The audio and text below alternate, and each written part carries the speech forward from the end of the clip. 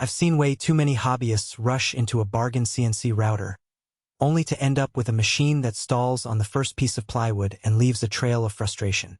The regret comes from thinking you're saving money, then spending another weekend trying to fix a motor that can't hold torque or a controller that quits mid-cut. So the question I keep getting is, does the Zoyinu 50W engraving and cutting machine actually feel like a smarter buy? Or is it just another cheap promise that will bite you later? Link is in the description if you want to check the product details on Amazon. I spent the last 2 weeks setting this unit up in my garage workshop, testing it on everything from an inch acrylic sheet for a custom keychain to an inch hardwood panel for a small coffee table inlay.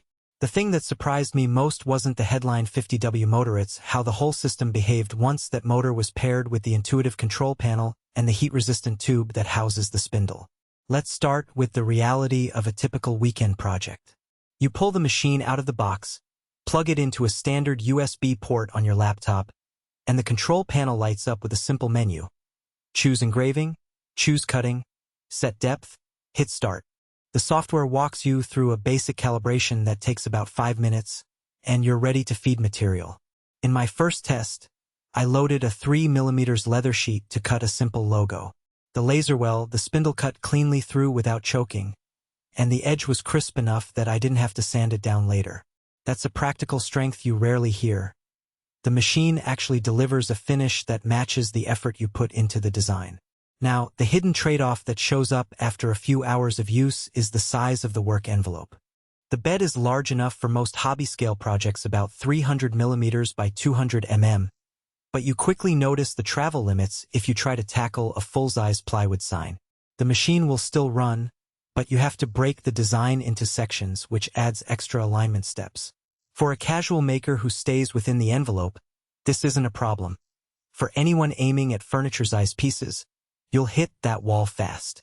Another real-world point is the heat-resistant tube.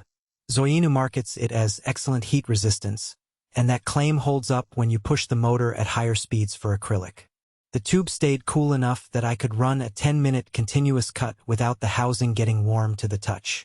That means you can work longer runs without pausing to let the machine cool down, something that cheap knockoffs often force you to do after a few minutes of cutting. What about precision? The motor's torque is high enough that the spindle maintains a steady speed even when the blade hits denser wood.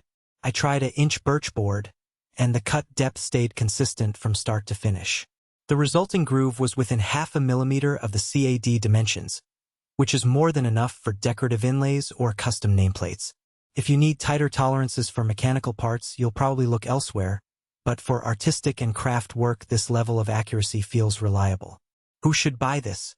If you're a hobbyist who already owns a laptop, a basic set of design files, and you want to start engraving leather, acrylic, or thin wood without spending a small fortune on a full-size industrial CNC, the Zoyinu 50W fits nicely. It's also a decent stepping stone for someone transitioning from a handheld engraver to a fixed-axis machine. The learning curve is gentle because the control panel walks you through the basics, and you don't need a separate motion controller or external power supply beyond a standard wall outlet. Who should skip it?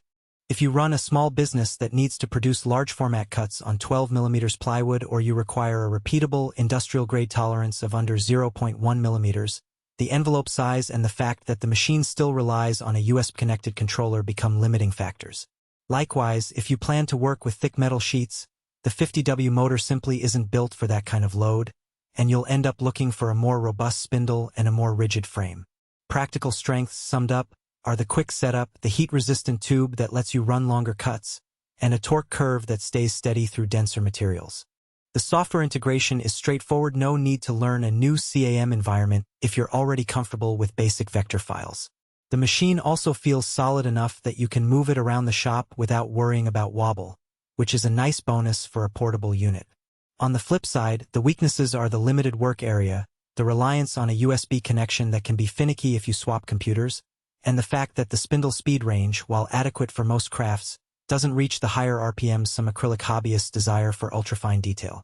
I also noticed that the dust extraction port is present but not